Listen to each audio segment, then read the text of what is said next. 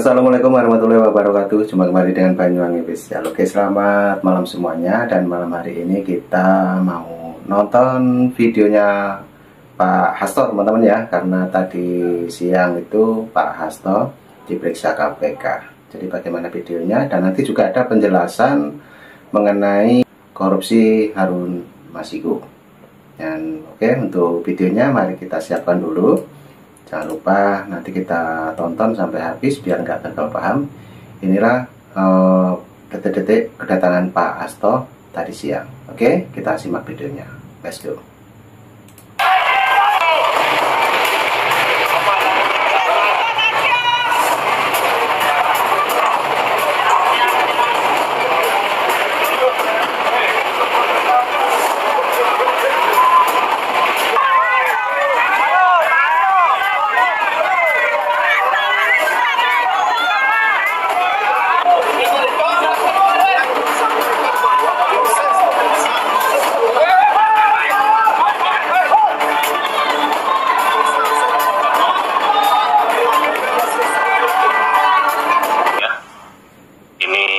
Sudah sering di-challenge oleh para tersangka melalui pra-peradilan. Tentunya rekan-rekan kita di Biro Hukum sudah menguasai hal-hal apa saja yang dibutuhkan untuk menghadapi proses pra-peradilan dengan berkoordinasi dengan penyelidik, berkoordinasi dengan penyidik, termasuk dengan struktural dalam hal ini para direktur, deputi maupun pimpinan. Dan semua administrasi dalam rangka penyidikan tersebut juga akan disiapkan sehingga nanti pada saatnya sidang itu digelar, Biro Hukum bisa meyakinkan hakim pra-peradilan bahwa perkara ini memang sudah sesuai dengan aturan hukum yang berlaku. Ya. Nah, itulah teman-teman ya sekelumit tentang Pak Hasto, juga hakim yang meriksa Pak Hasto tadi siang. Oke, lanjut lagi. Inilah keterangan dari Bang Deddy Corbuzier, dan kali ini juga ada mantan dari penyidik KPK. Jadi di sini buat banyak keterangan-keterangan yang patut kita simak teman-teman ya. Oke, lanjut untuk videonya kita tonton lagi. Jadi kalau kasusnya Harun Masiku, Bang, saya selalu mengatakan ini kasusnya receh. Receh, bener dong berarti gue benar. Receh, oke. Tetapi kita bisa melihat ternyata dampaknya luar biasa. Sehingga kemudian Harun Masiku yang tadi Abang benar katakan, seharusnya dia kan mencari kerja. Ya, betul. Ya. Kemudian dia berani menyuap. Betul. Ya, dibantu oleh orang. Betul. Artinya ketika dia lari sampai 60 bulan atau 5 tahun, duit dari mana, Bang? Duit dari mana? Wah. Dan koruptor, Bang, kalau dia kabur, dia nggak mungkin ngumpet di jembatan, iya betul, di terminal. Berarti ada yang membiayai.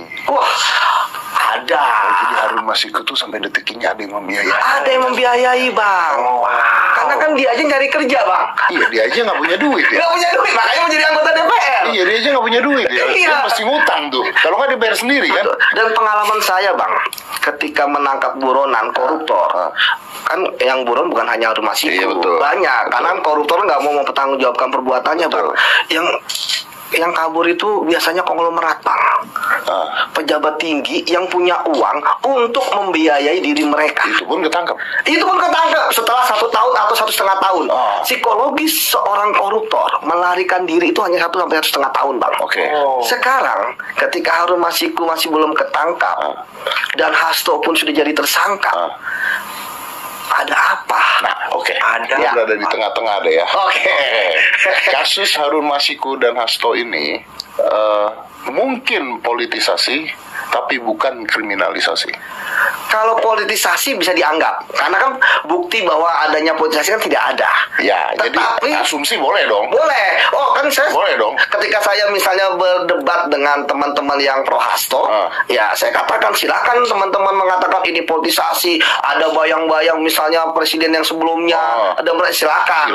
Tapi kan nggak bisa dibuktikan bahwa dia melakukan kesalahan. Betul. Tapi kriminalisasi jelas faktanya ada, dan di KPK, Mas. Walaupun saya udah keluar dari KPK, dan sampai saat ini pun saya selalu mengkritik KPK. Kalau untuk penanganan kasus, tidak mungkin KPK ya, apalagi penyidiknya berani merekayasa kasus. Diperintahkan sama pimpinan naikkan ini, kalau nggak ada buktinya, nggak mungkin mereka ngarang-ngarang, nggak mungkin ada keterangan saksi dipalsukan, ya nggak mungkin. Ya apalagi saya kenal dengan Kasatgas penyidikannya ya, Mas Rosa Purwobekti ya. Saya mungkin udah 10 tahun lebih lah bersahabat dengan dia, gitu ya. Dia orangnya clear lah. Lurus tuh bawah itu. Lurus, nggak mungkin kemudian dia tadi saya katakan tiba-tiba ada bukti yang nggak ada diadakan, ada bukti yang diletakkan, ada bukti yang ditaruh misalnya, nggak ada lah. Kalau Hasto tersangka, saya yakin tersangka dia dengan 2 alat bukti yang cukup. Dan ingat loh, ini kan pimpinan baru dan mereka semua 5-5-nya sepakat loh Pak Hasto. Padahal mereka dipilih oleh siapa? Kan ada teman-teman PDP juga yang mereka. Bukan orang Jokowi semua gitu. Iya, kalau misalnya Jokowi semua, pasti di antara 5 itu ada yang berbeda pandangan. Tapi kalau yang menang bukan Pak Prabowo, nggak kena dong. Ketawa. Itulah yang lagi ramai, ya kan? Ini mau pause dulu bentar. Lanjut. Lo nggak mau bertanya? Karena lah kan maksud gue begini, gue berpikir logika aja ya. Ya. Maksudnya lah dari kemarin kan tembang pilih berarti. Tembang pilih atau ada kekuatan besar yang menyetop KPK gitu kan? Nah, ini kan ada salah satu rangkaian tadi Mas Dedi katakan ketika ada TWK disingkirkan oleh Firly. Saya melihat ini ada satu kesatuan yang utuh. Kita lihat Mas Dedi, ketika penyidik Rosa ini, saya lihat strateginya adalah kembali ke titik awal. Kan Harun Masiku udah 5 tahun nih, Iya.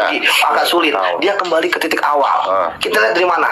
Kejadian-kejadian yang ada di saat OTT Harun Masiku. Rekonstruksi. Pertama, Harun Masiku kan terlihat terakhir di bandara. CCTV-nya udah dilihat kan? Betul, udah Makanya tahu dia memeriksa Pak Yasona. Ya, dia memeriksa Pak Roni F. Sompi. Yang kita lihat ya bahwa Pak Pak Yasona bahkan sampai dicekal. Iya betul. Bareng Pak Hasto lagi kan? Ya. Tapi Pak Yasona kan tidak diperiksa seperti Hasto. Sebagai saksi. Sebagai saksi. Ya, sebagai saksi. Ya, Aman ya. itu clear. Aman, Sebagai ya. saksi. Tapi kita nggak tahu kalau berkembang. Ya, tapi saat ini Pak Yasona saksi. Saksi ya. Ya. Tapi bisa saja nanti berkembang jadi tersangka teman-teman ya. Dan yang kedua, pada saat proses bagaimana Firly gitu ya, terkait dengan apa yang disampaikan oleh mantan penyidik kemarin, Mas Rona jadi saksi kan, terkait dengan penggeledahan di suatu tempat yang ternyata tidak jadi. Ya kemudian juga harusnya Pak Hasto udah jadi diajukan jadi tersangka dari dulu, ternyata nggak jadi. Apalagi kita tahu Firly kan bermasalah di KPK. Akhirnya ini menjadi salah satu lapangan golf segala itu kan. Badminton. Bahkan dia jadi tersangka sekarang. Walaupun belum ditahan. Tersangka KPK atau tersangka polisi? Di polisian, di Polda. Oke. Jadi dia ingin kembali ke titik nol di mana Harun Masiku itu terakhir terlihat. Oke, kenapa kasus Harun Masiku? Karena orang-orang bertanya kenapa harus kasus Harun Masiku? Kenapa nggak kasus-kasus lain aja yang dibongkar? Kan gini kan ada 2 sisi nih. Ya paham aku. Sisi yang satunya kan mengatakan bahwa ini mah jelas politisasi kan, karena kasus-kasus lain banyak. Kenapa harus Hasto? Kenapa harus Harun Masiku? Kenapa nggak? Ya katanya begitu kan. Betul. Kalau gua mah setuju aja. Iya, ini kan pimpinannya baru. Itu makanya kan kita tahu pimpinan sebelumnya kan terlalu banyak kontroversi. Lebih banyak mereka kontroversi dibandingkan prestasi kerja. Mulai dari pelanggaran etik lah. Bayangin, ya kan, belum pegawainya. Nah, tapi ya kita lihat nih, sekarang pimpinan yang baru 5 orang ini sudah mempunyai standar kasus yang tinggi. Ya kan, baru pertama kali mereka jadi pimpinan KPK langsung menetapkan tersangka sekjen partai terbesar di Indonesia.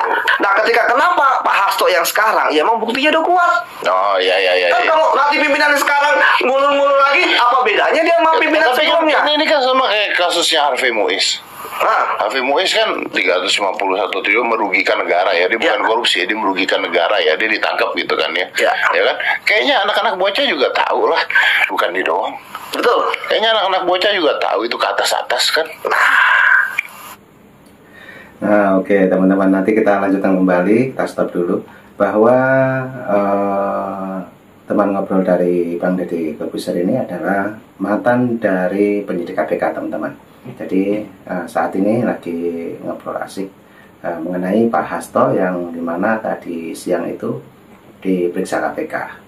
Oke, kita lanjutkan kembali dan kita simak baik-baik teman-teman ya, biar nggak gagal paham. Dan inilah videonya, let's go. Itu yang menarik. Apakah Pak Hasto mau menjadi justice kolaborator atau enggak? Kan Pak Hasto udah ngomong banyak video, ya kan? Wah, ini akan menggoncangkan. Apa namanya? Ada kasus korupsi lah, ada kasus politik. Tapi kalau kita anggap benar Pak Hasto, kita anggap Pak Hasto punya banyak video, ya, artinya semuanya penjahat, bos. Waduh, betul. Makanya harus kita lihat, ya kan? Ya kan, Pak Deddy bilang berarti penjahat, betul. Tapi harus kita lihat buktinya dulu. Kalau kita lihat videonya, kalau ya. Nah, maksud gue gini, kalau Pak Hasto banyak video dari dulu, lah dia juga nggak berani nyebarin. Nah, itu kok jadi transaksi politik? Kan jadi transaksi politik, ya kan? Karena saling menguntungkan kan. Nah, padahal sekarang udah percuma. Kenapa? Karena dia udah tersangka. Nggak, tersangka itu nggak bisa argonya balik ke nol. Pasti akan berlanjut sampai ke persidangan. Apalagi kita tahu bahwa kalau ada yang takut, bro. Ya nggak ada takut kan, mana bisa. Ini udah disampaikan kepada publik, ya kan? Ini udah tersangka, masa balik lagi? Habis KPK. Iya, masa dicabut?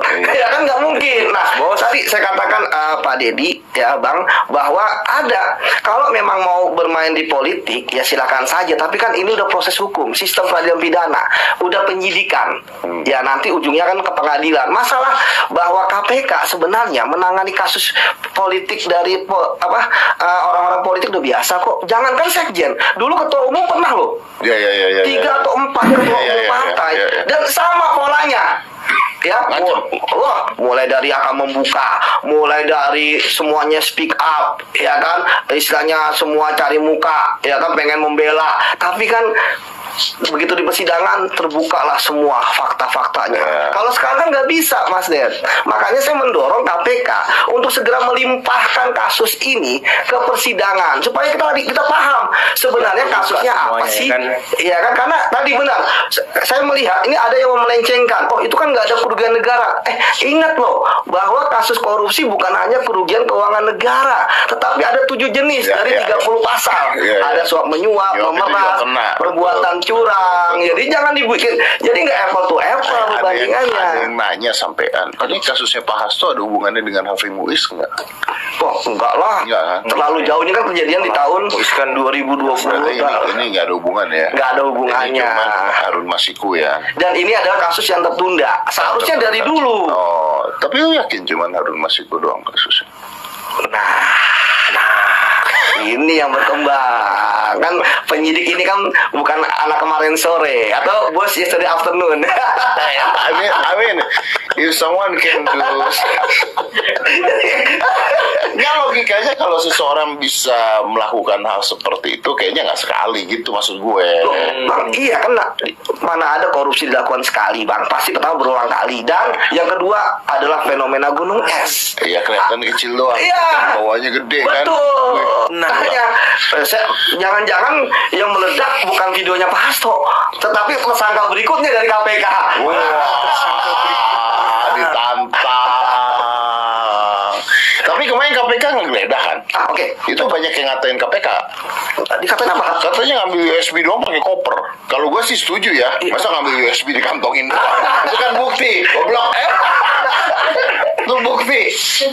Kalau gue jadi KPK-nya juga kalau bisa pakai tas besi, rantai ke tangan.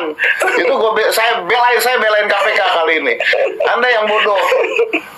USB doang dikoperin, emang harus. Masa lu kantongin? Kalau kantong lu ada permen karet gimana itu?